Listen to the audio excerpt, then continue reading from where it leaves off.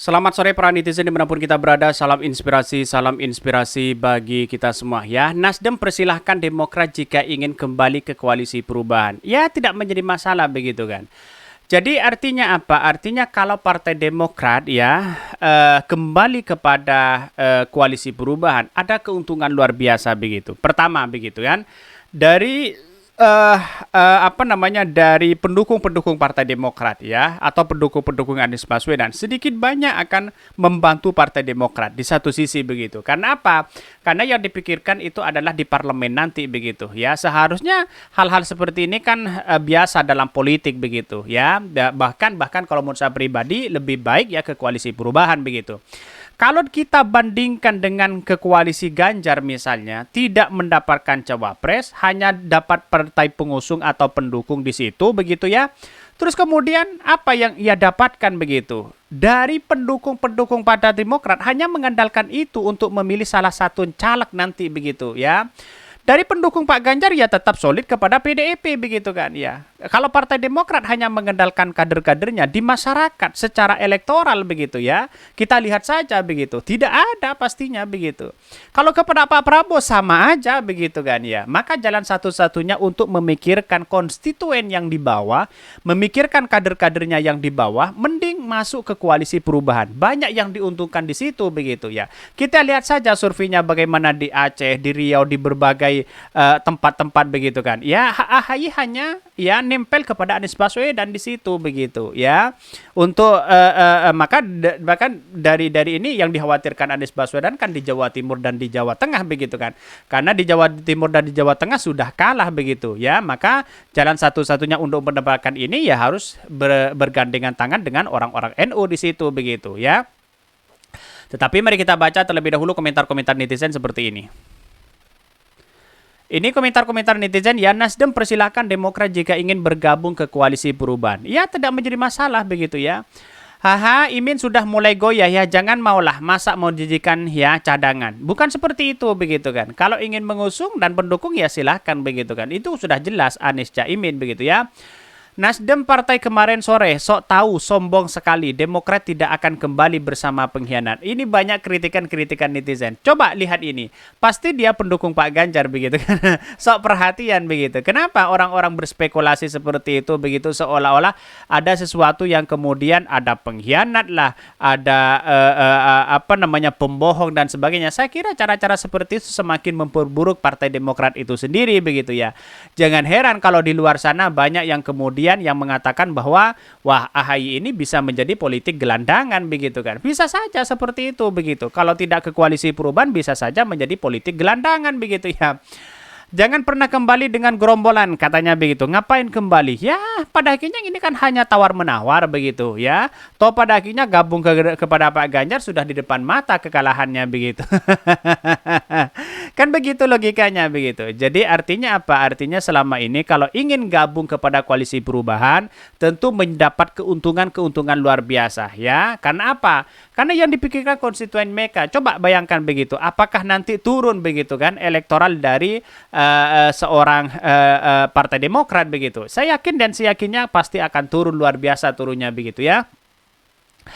Bahkan lalu Demokrat pun gabung lagi dan injury time jadi wapres berisik selama ini di Google Trend ya agar Anies Imin ya AHY teratas dan survei pun jadi abal-abal. Ini banyak sekali kritikan-kritikan. Memang lemahnya AHY kan di situ begitu ya. Bahkan di di Jawa Barat begitu kan, di Riau, di Aceh begitu ya. Lemahnya ya AHY di situ begitu. Itu sudah diungkapkan oleh Burhanuddin Muhtadi begitu kan ya, di Jawa Timur begitu ya.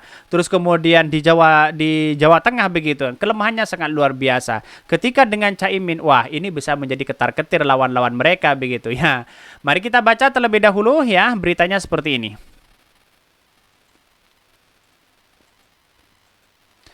Ini beritanya Nasdem persilahkan ya Demokrat jika ingin kembali ke koalisi perubahan ya. Kalau tidak ke koalisi perubahan bisa saja menjadi gelandangan politik begitu ya. Bahkan ini disebutkan Ketua DPP Partai Nasdem Effendi Khoiri ya atau Gus Coy yang mengatakan partainya masih membuka kesempatan bagi Partai Demokrat untuk kembali bergabung ke Koalisi Perubahan untuk Persatuan. Mending kalau menurut saya pribadi gabung aja di situ begitu ya. Biar tidak menjadi gelandangan politik begitu ya. Demokrat sudah mengatakan mundur. Kalau balik lagi ya marhaban ya, selamat kembali lagi silakan. Jadi kami terbuka, ujar Effendi Nasdem ya. Effendi di Nasdem.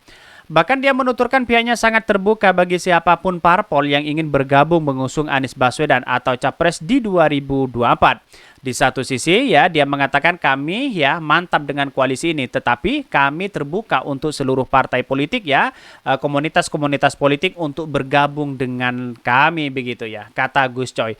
Ini kan sudah jelas ada tawaran-tawaran seperti itu, kesempatan emas begitu kan ya bagi Demokrat untuk bergabung lagi. Lupakanlah masa lalu itu begitu ya. Lupakanlah masalah musang berbulu domba, pengkhianatan dan sebagainya. Lupakanlah mereka begitu. Karena apa? Karena di satu sisi yang dipikirkan inilah konstituen mereka begitu kan. Kalau tetap bersikeras begitu egois seperti ini, saya kira ada gelandangan politik begitu ya. Bahkan diberitakan sebelumnya Sekretaris Majelis Tinggi Partai Demokrat Andi Malaranggang menegaskan Partai Demokrat mencabut dukungan Pilpres di 2024 ya terhadap Anies. Bahkan Demokrat juga memutuskan untuk keluar dari KPP ya. Silakan kalau tidak menjadi masalah begitu kan. Bagi kami adalah bahwa ini kan sebagai opsi saja begitu ya. Pertama, Partai Demokrat mencabut dukungan kepada saudara Anies Baswedan sebagai capres dalam Pilpres di 2024. Kedua, Partai Demokrat tidak lagi berada di dalam koalisi perubahan. Bahkan ya, ini menurut saya pribadi agak gegabah Partai Demokrat begitu ya. Adapun dua keputusan itu berdasarkan hasil rapat anggota Majelis Tinggi Partai Demokrat ya. Jadi artinya begini, ya persoalan-persoalan seperti ini kalau menurut saya pribadi ya tidak perlulah kita gegabah ke susu begitu sana sini memberikan klarifikasi sana sini begitu kan. Ya atau pada akhirnya kalau tidak diambil jadi cawapres ya biasa-biasa aja dalam demokrasi begitu. Karena kita berada dalam naungan demokrasi begitu. Jadi saya kira daripada jadi gelandangan politik mending gabung saja ke koalisi perubahan begitu kan. Sebagai bentuk kekuatan di mereka, sebagai bentuk partisipasi pendukung Anies Baswedan begitu di situ begitu kan. Ya keuntungan banyak begitu. Ya harus pikirkan konstituen mereka begitu. Kalau Partai Demokrat bersikukuh keras seperti itu, saya yakin di parlemen ya akan semakin turun mereka begitu ya. Bisa-bisa tidak lolos begitu kan. Ya.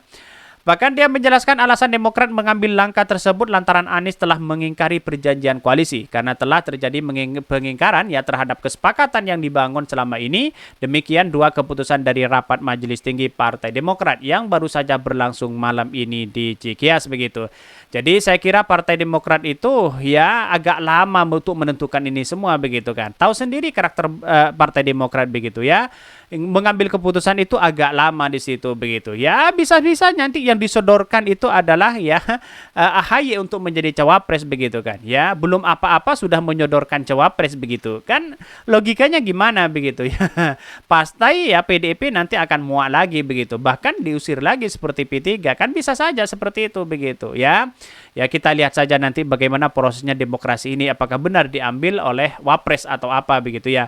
Oke, mungkin itu yang kami sampaikan. Tonton terus channel Hodari Podcast Rakyat ini kan ada berita-berita menarik dan viral setiap harinya. Salam para netizen, salam inspirasi bagi kita semua. Jangan lupa di-subscribe channel YouTube Hodari Podcast Rakyat ini.